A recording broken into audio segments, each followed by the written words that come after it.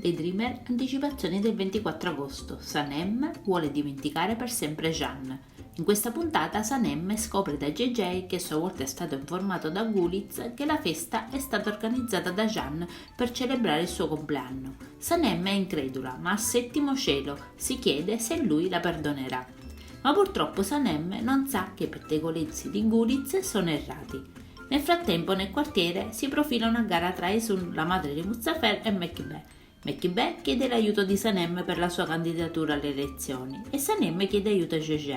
In agenzia così JJ prepara alcuni materiali per Mekibè e Jeanne si offre di aiutare la madre di Sanem.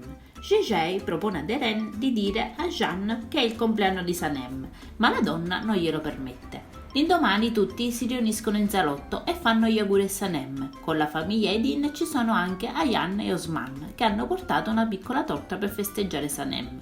Sanem arriva in agenzia e viene a sapere da JJ che Jeanne appoggia la candidatura della madre. Poco dopo Jeanne le chiede di portargli il tè. Lei ne approfitta per ringraziarlo per quanto sta facendo per la campagna della madre, ma Jeanne le chiarisce che lo sta facendo solo per la donna.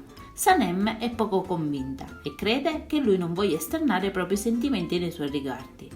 Intanto tutto l'ufficio viene invitato alla festa e tutti sono quindi entusiasti per questa iniziativa. Nel quartiere si tengono le elezioni e dopo lo sfoglio le candidature risultano essere in situazione di parità. Si scopre che Muzaffer non si è espresso, dunque lo fanno votare.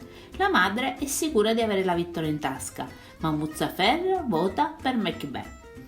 Intanto Sanem riceve in dono un abito per la festa e pensa che sia un regalo di Jeanne.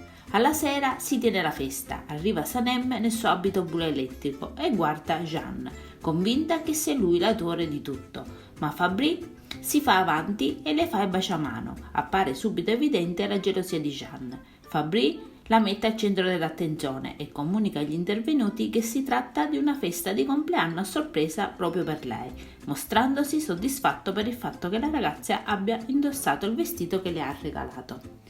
Jeanne se ne va molto arrabbiato. Fabri chiede a Sanem di concedergli il primo ballo, ma lei gli dice di essere dispiaciuta per non poterlo fare e abbandona la festa per rincorrere Jeanne.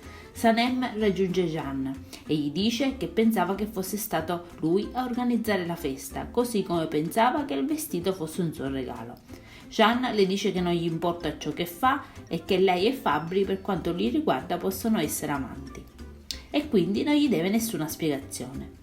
Lei gli dice che va bene, che non vedrà più la sua faccia perché si dimette dall'azienda. In questo modo uscirà dalla sua vita per sempre. Adesso non ci resta che guardare l'episodio. Io vi saluto e vi aspetto al prossimo video. Bye bye!